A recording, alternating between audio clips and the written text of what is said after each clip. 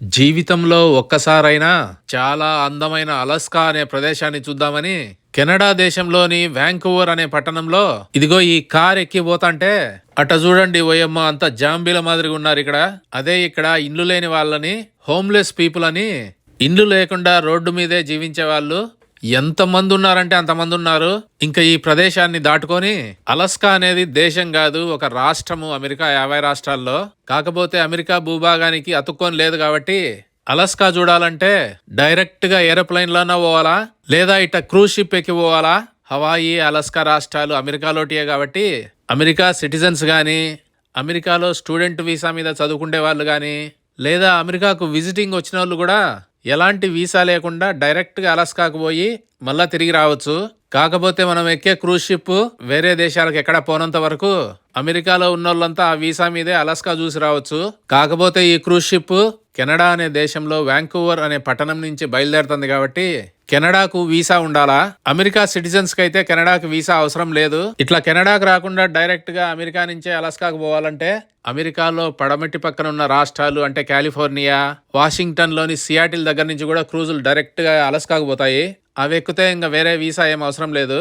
ఇంకా ఆఫీసులో బ్యాడ్జ్ ఇచ్చినట్టు కార్డు కాకుండా ఇదిగో ఈ చిన్నది గుండ్రనిది ఇచ్చినారు. ఇంకా ఏ దేశం సరిహద్దులనైనా రోడ్డు మీద దాటినా, విమానంలో దాటినా, నీళ్ల మీద దాటినా ఇమిగ్రేషన్ చెక్ లో మన పాస్పోర్ట్లు, వీసాలు అన్ని చూపించి ఇంకా క్రూజ్ షిప్ ఎక్కక ముందు నుంచే ఫోటోలన్నీ తీస్తాంటారు. మనం చివర్లో కావాలంటే కొనుక్కోవచ్చు ప్యాకేజ్ మాదిరిగా. ఇంకా క్రూజ్ ఎక్కే పోర్ట్ కూడా విమానాశ్రయం మాదిరిగే క్రూజ్ షిప్ ఎక్కడానికి చాలా దూరం నడిచి ఈ క్రూజ్ టెర్మినల్ నుంచి ఎక్కేటప్పుడు మొత్తం క్రూజ్ షిప్ అంతా కూడా కనపడదు పెద్దగా.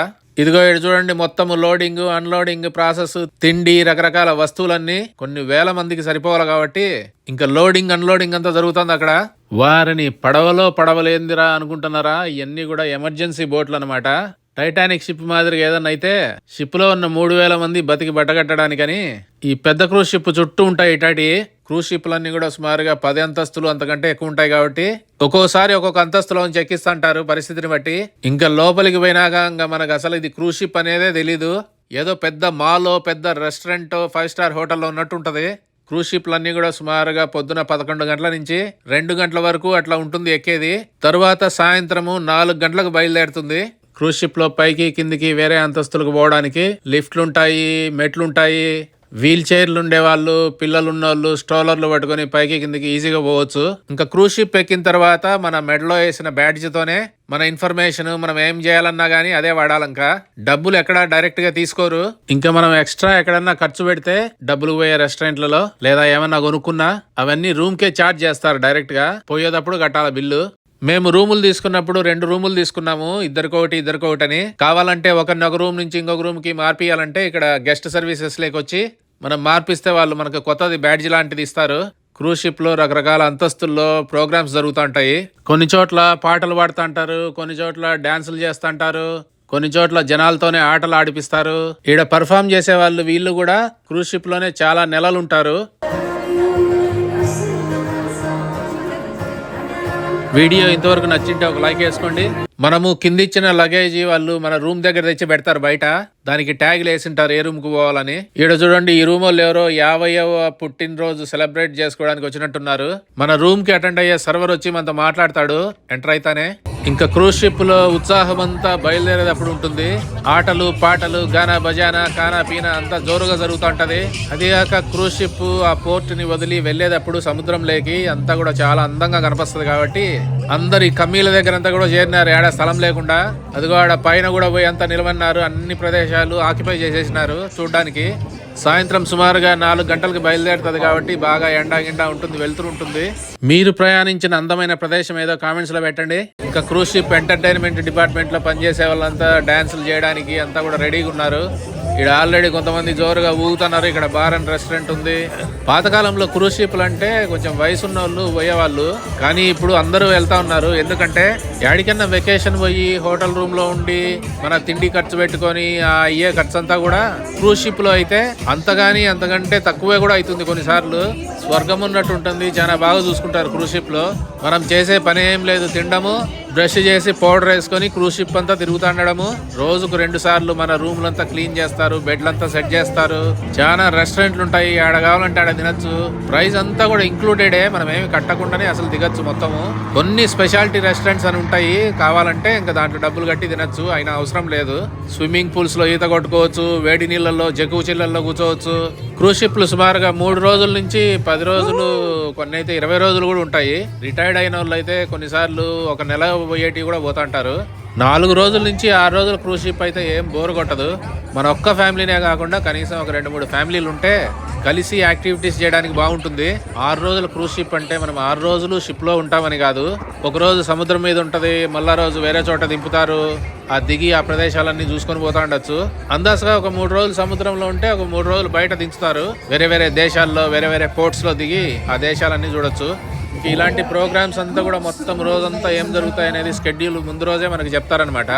ఏ డెక్ లో ఏ ప్రోగ్రాము ఎన్ని గంటలకు జరుగుతుందని మనకు రూమ్ లో టీవీలో వస్తుంటది. తర్వాత ప్రింట్అవుట్ చేసి కూడా మన రూమ్ లో పెడతారు. అది కాక ఫోన్ లో యాప్ లో కూడా మొత్తం ఉంటాయి డీటెయిల్స్. మనం ప్లాన్ చేసుకుని ఏ రోజు ఎక్కడికి ఏ టైంలో పోవాలని అంతా ముందే డిసైడ్ చేసుకోవచ్చు. ఈ క్రూజ్ షిప్ లో సుమారుగా 3000 మంది ప్యాసింజర్లు ఉన్నారు.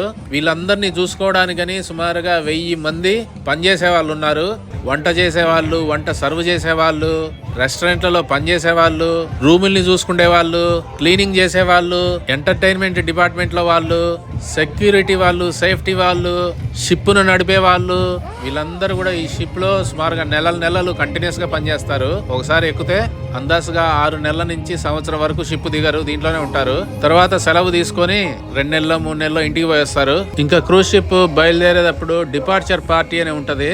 పెద్ద ఓపెన్ ఏరియాలో స్విమ్మింగ్ పూల్స్ అట్లా ఉండే దగ్గర ఈ ఎంటర్టైన్మెంట్ ఆర్టిస్టులు మొదట వాళ్ళు డాన్స్ చేస్తారు.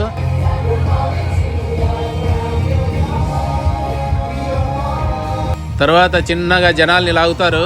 3000 మంది ఉంటే షిప్ లో సిగ్గు లేకుండా డాన్స్ చేసేవాళ్ళు చూడండి చాలా తక్కువ ఉన్నారు. మీరైతే ఇట్లాంటి చోట డాన్స్ చేస్తారో లేదో తెలియదు కానీ అంతా నిలబడి కూర్చొని చూసే వాళ్ళే ఎక్కువ ఉన్నారు. జీవితంలో కొన్ని డాన్స్ మూవ్లన్నా నేర్చుకుంటే బాగుంటది. ఏడన్నా రచ్చరంబాలో మ్యూజిక్ పెట్టినప్పుడు ఎగరడానికి.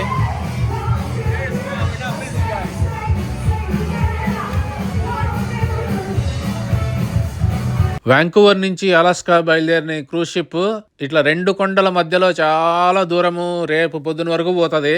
కాబట్టి వ్యూస్ అంతా కూడా చాలా అందంగా ఉన్నాయి 2 పక్కల. మామూలుగా అయితే క్రూజ్ షిప్లు బయలుదేరిన ఒక అర్ధగంటకే సముద్రంలోకి వెళ్ళిపోతాయి. కానీ ఈ షిప్ మాత్రం లోపలనే పోతుంది కాబట్టి పెద్దగా అలలేం లేవు, అంతా చాలా కామ్గా ఉన్నాయి. నీళ్ళన్నీ కూడా బయట కూర్చొని ఎంతసేపు అయినా కానీ నేచర్ ని ప్రశాంతంగా చూడొచ్చు. ఇదిగో సముద్రంలో డాల్ఫిన్స్ కూడా చూడండి ఏం దుంకుకుంటా పోతున్నాయో.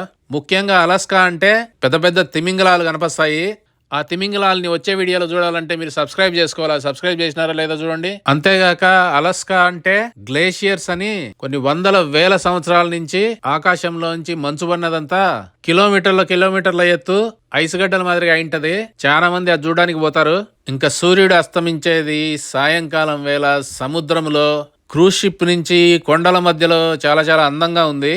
ఇంకా సన్సెట్ టైంలో అందరూ మంచి ఫోటోలు తీసుకొని పైన డెక్కుల్లో ఇటుపక్కకి వెళ్ళొచ్చు, అటుపక్కకి వెళ్ళొచ్చు, ముందు పక్క నుంచి చూడొచ్చు, వెనక పక్క నుంచి చూడొచ్చు. ఒక్కొక్క అంతస్తు నుంచి ఒక్కొక్క పక్క నుంచి చాలా డిఫరెంట్ గా కనిపిస్తుంది. ఇంకా సూర్యుడు తొంగున్నాక ఇంకా నేను చెప్పినట్టు తినడము తిరగడము తప్ప ఇంకేం పని లేదు క్రూజ్ షిప్ లో. ఇక్కడ కొన్ని ఫ్రీ స్టైల్ రెస్టారెంట్స్ అని ఉన్నాయి. బఫే మాదిరిగా ఉంటది. మనం పోయి ఆడంటే ఆడ కూర్చొని ఏమంటే అది తెచ్చుకొని తినొచ్చు. ఇవి కాక కొన్ని ఫార్మల్ డైనింగ్ అని వేరే రెస్టారెంట్ ఉంటాయి, వాటికైతే రిజర్వేషన్లు చేసుకుని వెళ్ళాలా. ఇది పెద్ద ఓడ కాబట్టి పెద్దగా ఊగడం లేదు కానీ ఇట్టే ఉంటదేమో అని చిన్న పడవలో సముద్రంలో చేపలు పట్టడానికి పోయినాము. అబ్బా నా మాటల్లో నేను చెప్పలేను, మీరు చూడాల్సిందే. ఈ వీడియో చూడండి. Hello boys.